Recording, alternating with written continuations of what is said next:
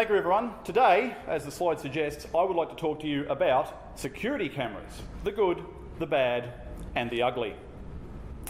Security cameras can help a business in a number of ways. Overall, they can provide peace of mind, knowing that you've got a watching eye over things when you're not there or in places that people aren't there, over car parks and entrances. You can reduce the chance of crime by making the cameras obvious and putting signs up to let the crims know that they are being monitored and thus probably should move on to someone else. And sometimes they're great for helping you make sure your team complies with policies and procedures in your business, so that there's someone just keeping an eye on making sure they're doing the right thing. Great for OH&S, for those businesses that have a bigger OH&S risk. But I like to focus on the bad. A camera system is a significant investment. They're not cheap. And so for a small business, that can be a real barrier to entry for getting a camera system installed. Cheaper solutions are available, but they suffer from interference and poor video quality, and quite often can be effectively a waste of money because they don't deliver the result that you wanted from them. And many systems only handle however many cameras you order at the start. And so you can get a nice little 4-camera system and think that's great, and then as your business grows you might need an extra camera to cover a new spot, but the system won't accommodate another camera, so you have to buy a whole other system. So these can be impediments to a good time with a camera system. But let's talk about the ugly side of camera systems. Some camera systems are easy to jam. We've all watched, hopefully we've all watched Spaceballs, and we've seen the jamming. Well, you don't need strawberry jam to jam many cameras. You just need a transmitting system, and you just pull up outside the business, turn it on, and the cameras go dead. So that's not real good. But that's not that big of a deal. Let's look further. There are plenty of camera systems that are trivial for hackers and teenage boys in their mum's basement to take over and basically hack into. As you can see, tons of news clippings on the slide there from the last 3 months. Those news clippings are all from, and they're all about stories where cameras in homes and businesses have been taken over. And if you read some of the headlines, it's a little bit scary what's been going on with some of those cameras. And certainly if you put cameras in your business or your home, the last thing you want is for them to start talking to you. But I think it gets even more ugly than that. And it might be hard to believe, but there are hundreds of thousands of security cameras that are live streaming your private business or home on the internet. And they are easy to connect to. In fact, a quick Google search can turn these up in a heartbeat. You can all go home and do this today. It's easy peasy and it's frightening. Let's take a look at this lovely rural property in Caloundra that I happened to find in about 36 seconds when I had a look. You can't really see because it's quite small on the slide, but in the background there's a bunch of adults and kids having a good time, and that camera was live. I could have sat there and watched them for hours if that really interested me, but obviously I need to tune into the powerlifting. So that's okay, that's someone's backyard. But then I came across this shot of a business which, according to the website that this camera was broadcasting, is in Lilydale in Victoria. And I thought, well, that's okay, it's just a shot of someone's office, no big deal, right?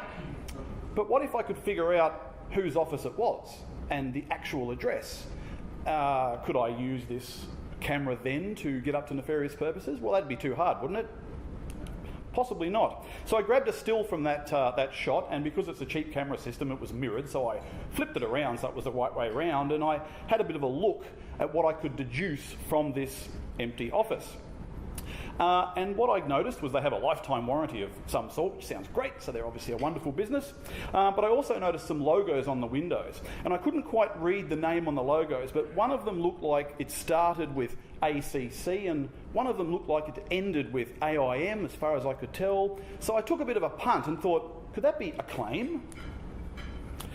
Well, yes, it is. And it turns out that it's this company, Acclaim Accident Repairs, not in Lilydale, but in Malvern East, but they actually have 5 branches, one of which is in Lilydale.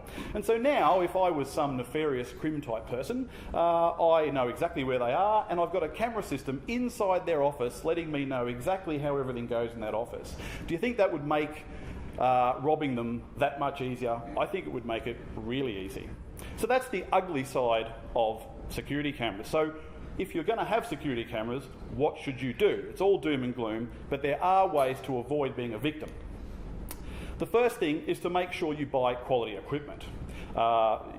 You make sure the manufacturers offer support ongoing for that equipment, and most importantly, you make sure that the manufacturers are updating the software in the camera system. So both the actual system that runs the show and the cameras. Cameras are basically just little computers, and they have software in them, and if that software has a problem, that's where the hackers attack them.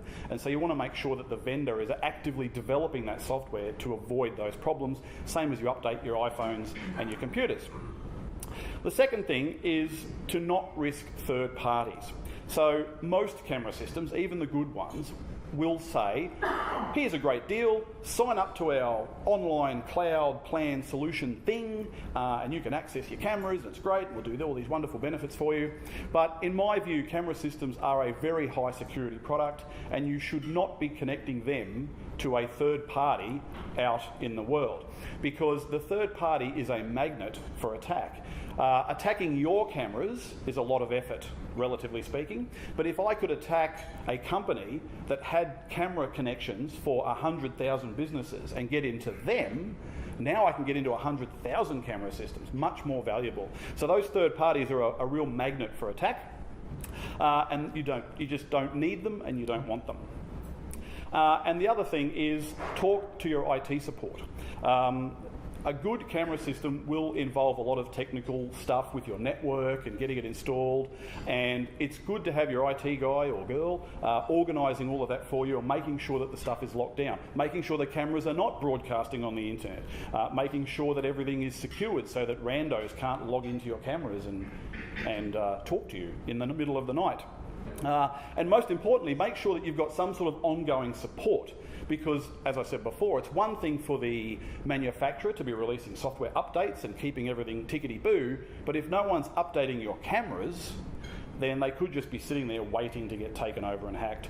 And so you need an ongoing support plan where proactively those updates are being applied and checked and everything's made sure that it's all good. So that is the camera security systems, the good, the bad, and the ugly.